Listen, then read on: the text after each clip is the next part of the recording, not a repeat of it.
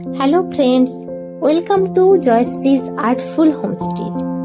আজকের ভিডিও ছাদ বাগানের কিছু কথা নিয়ে। আজ আমরা কথা বলবো অ্যাডেনিয়াম বা মরু গোলাপ বা ডেজার্ট রোজ নিয়ে। সাথে থাকছে অ্যাডেনিয়াম রিপোর্টিং এর প্রসেস।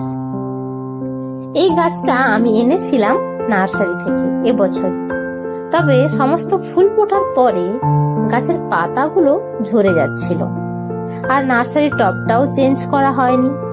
তাই হাতে সময় নিয়ে আজকে আমি বসেছি এই অ্যাডেনিয়ামটা রিপোর্টিং করতে। তো প্রথমে আমাদের করতে হবে সেটা এই অ্যাডেনিয়ামের ডালগুলোকে আমরা কেটে নেব, যাকে বলে হার্ড প্রুনিং করে নেব। এই কডেক্স থেকে 10 কিংবা 15 সেন্টিমিটার উপর অব্দি আমরা পোর্শনটা রাখবো, বাকি ডালগুলো আমরা কেটে ফেলবো। এরপর এই সমস্ত কাটা জায়গাতে আমি পুরো ফাঙ্গিসাইড লাগিয়ে দেব, যাতে গাছের এই কাটা অংশগুলো থেকে কোনো পোকামাকড় গাছটার কোনো ক্ষতি না করতে পারে।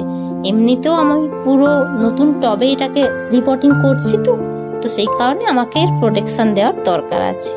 আর সাথে এই কডেক্সের যে অতিরিক্ত ছোট ছোট শিকড়গুলো বেরিয়েছিল সেগুলোকেও আমি যতটা সম্ভব কেটে ওই পুরো কডেক্সটাতেই আমি ফাঙ্গিসাইডগুলো লাগিয়ে নেব।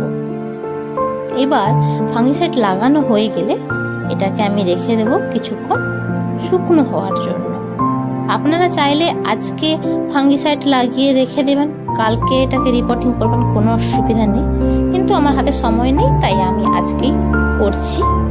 এবার যেই টবটাতে আমরা রিপোর্টিং করব সেই টবটাতে প্রথমে কয়েকটা ছোট ছোট নুড়ি পাথর আমি দিয়ে দিয়েছি টবের নিচটাতে, যাতে ওই টবের যে অতিরিক্ত জল বলুন বা ছোট ছোট বালি থাকবে না এই মাটিটাতে, তো ওটা যাতে না বেরিয়ে যায়।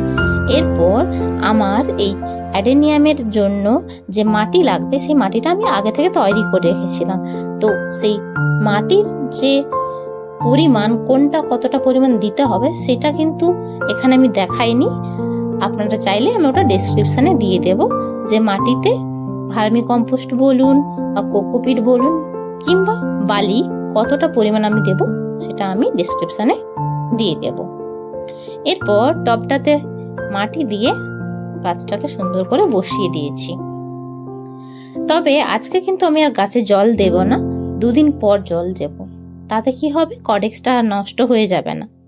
তো আমি অ্যাডেনিয়ামের কথা বলছিলাম, এটা কিন্তু অ্যাকচুয়ালি আফ্রিকা এবং আরাবিয়ান পেনিনসুলা, মানে actually south Arabia, Yemen, Iran, Jordan, এই সমস্ত কান্ট্রির এটা গাছ। তবে আমরা কিন্তু এটিকে নিজেদের ছাদ বাগানে একটা ভালোভাবে জায়গা দিয়ে দিয়েছি। যাই হোক, আজ এই পর্যন্ত। পরে অন্য কোনো দিন অন্য কোনো টপিক নিয়ে আলোচনা করব। দেখা হচ্ছে পরের ভিডিওতে। কেমন লাগলো আমার আজকের এই ভিডিও কমেন্টে জানাতে ভুলবেন না। ধন্যবাদ।